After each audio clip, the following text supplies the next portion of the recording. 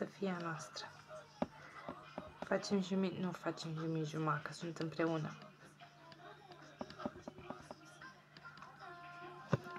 Hai să văd acum. Deci fii atent, aveam o idee.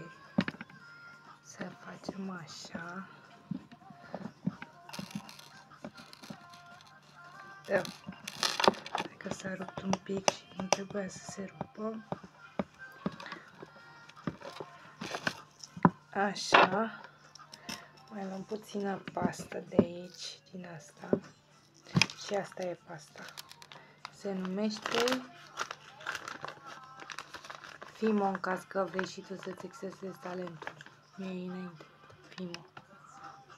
Și e 70 de lei, 67. Pasta mea de modelaj.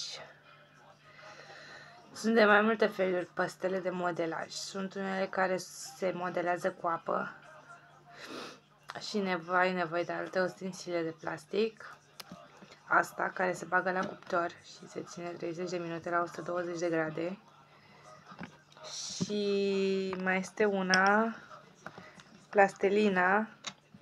Deci dacă mă vezi pe mine, eu nu știu încă ce vreau să fac. Dar mi-a început să-mi placă să sculptez momentan. Am făcut acum, ia să vezi, fii atent, acum știu.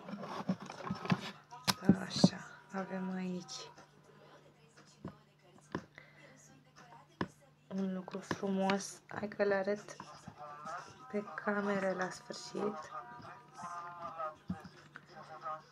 Că nu numai eu te văd, mă vezi și tu.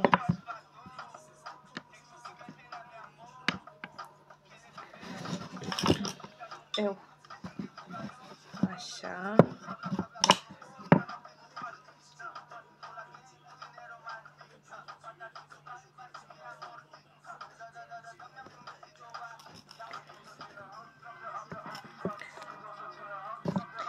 Da, și viitorul nostru este cumva, cum să explic eu. Noi acum trecem printr-o transformare.